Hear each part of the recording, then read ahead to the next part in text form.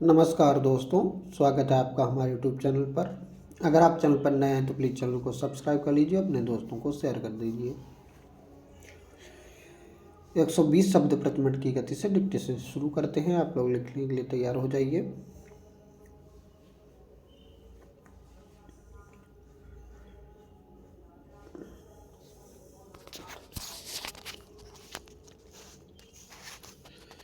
Start.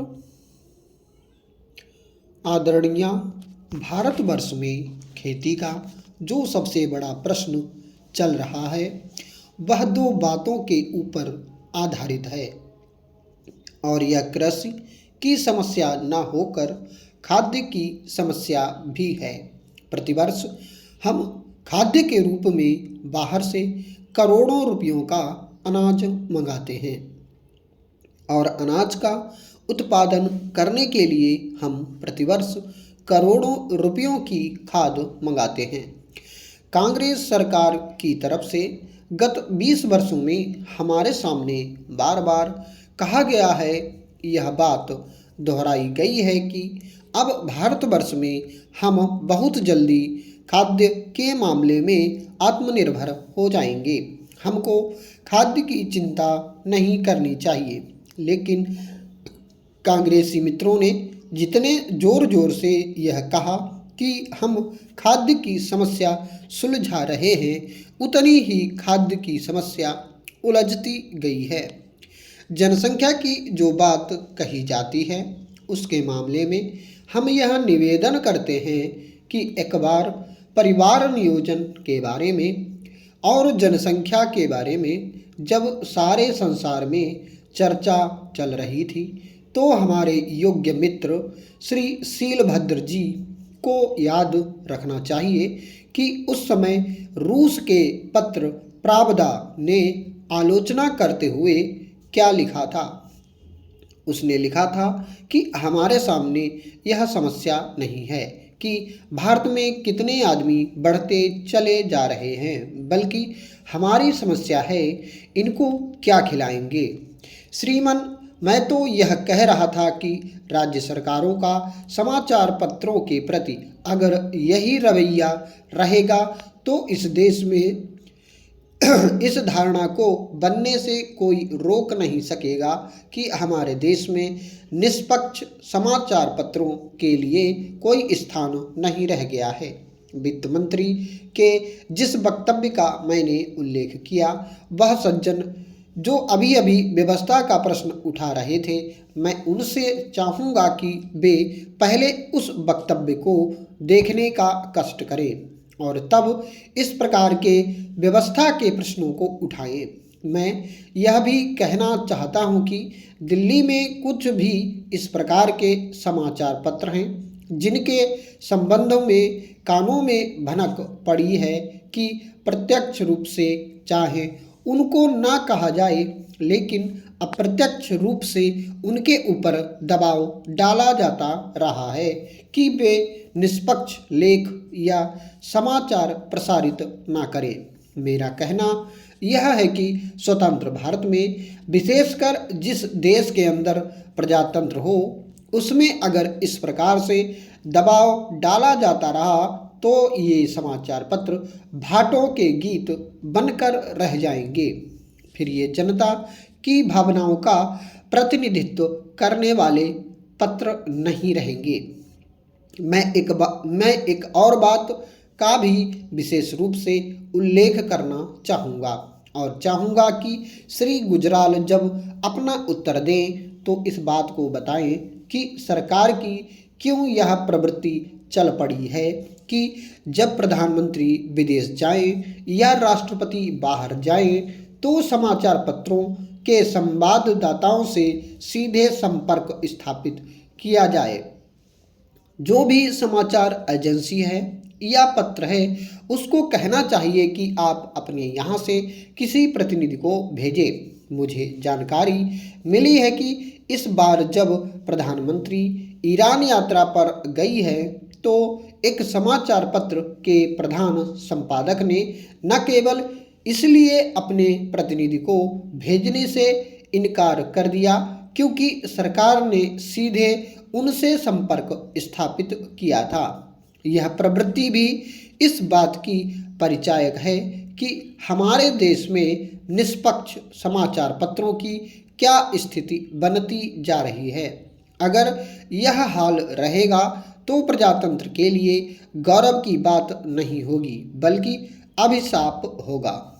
इसी तरह की एक बात जो मैं यहाँ कहना चाहता हूँ वह यह है कि समाचार पत्रों को, अखबारों को जो न्यूज प्रिंट मिलता है उसकी स्थिति यह है कि लगभग 82% न्यूज प्रिंट विदेशों से आयात होता है।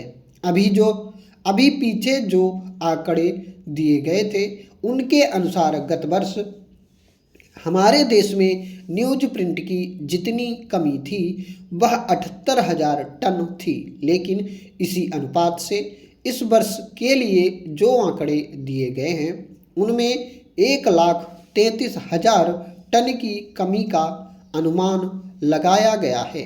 मैं जो विशेष रूप से बात कहना चाहता हूँ वह यह है कि जो बाहर से न्यूज प्रिंट का आयात होता है राज्य व्यापार निगम द्वारा होता है। राज्य व्यापार निगम को जब पिछले वर्ष इस बात का आभास हो गया था कि न्यूज प्रिंट की यह स्थिति होने वाली है तो राज्य व्यापार निगम ने आयात क्यों नहीं किया। महोदय, शहरी लोगों को जिनके पास खेती नहीं होती है उनको सालाना 3,000 की आमदनी तक कोई टैक्स नहीं देना पड़ता, मगर किसानों को इस तरह की कोई छूट नहीं दी गई है। अगर किसानों को 500 रुपये सालाना आमदनी होती है तो भी उन्हें उस भूमि पर राजस्व देना पड़ता है। उनको शहर वालों की तरह टैक्स में किसी तरह की सहूलियत नहीं दी जाती है। तो यह जो अन्याय और विषमता की बात है उसको दूर किया जाना चाहिए। देहात के आदमियों को भी शहर के आदमियों के समान भूमि राजस्व में छूट दी जानी चाहिए।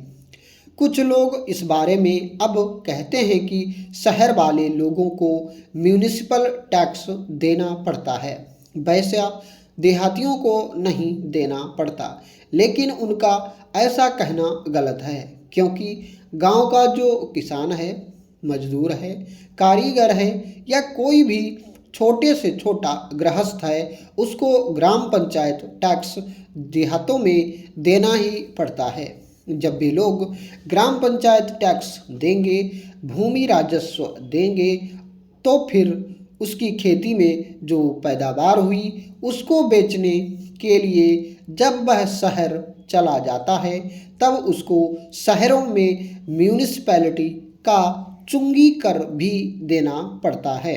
इस तरह से किसानों को करों के बोझ से लाद दिया जाता है।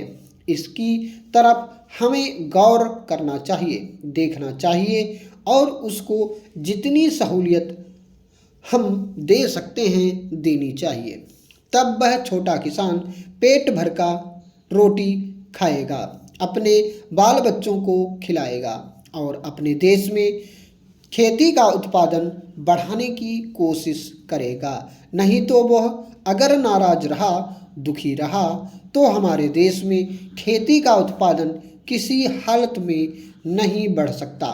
हम देखते हैं और यह हर एक को मालूम भी है कि हमारे शहरों में दिन पर दिन सीमेंट और कंक्रीट की सड़क बन रही है, डामर के रास्ते बन रहे हैं, शहर की आबादी बढ़ रही है, लेकिन देहातों में या गांवों में जाइए तो आप यही देखेंगे हमारे बाबा दादा के समय जो मकान हमारे कच्चे थे, फूस के थे, वे आज भी वैसे के वैसे हैं। हमारे गांव में आज भी न बिजली है, न डामर तथा सीमेंट की सड़क है। इस तरह की दयनीय अवस्था आज भी देहातों की है। इस दुर्दशा का मुख्य कारण उसकी दरिद्रता है। खासकर जो छोटे किसान देहात में रहते हैं उन्हीं की संख्या सबसे ज़्यादा है। वहाँ पर जो छोटे छोटे किसान या भूमिहीन मजदूर हैं उनकी हालत बुरी है। उपसभाध्यक्ष महोदय श्री भूपेश गुप्त ने बहुत बुद्धिमानी से अपनी आंतरिक बातों को घुमा फिराकर ऐसे रूप में उपस्थित किया है कि उसको हमें समझने में थोड़ी कठिनाई जरूर आती है, परंतु मैं यह नहीं समझ सका जैसा कि इस विधेयक में कहा गया है प्रत्येक संसद सदस्य को अपनी मातृभाषा में बोलने का अधिकार है। स्टॉप।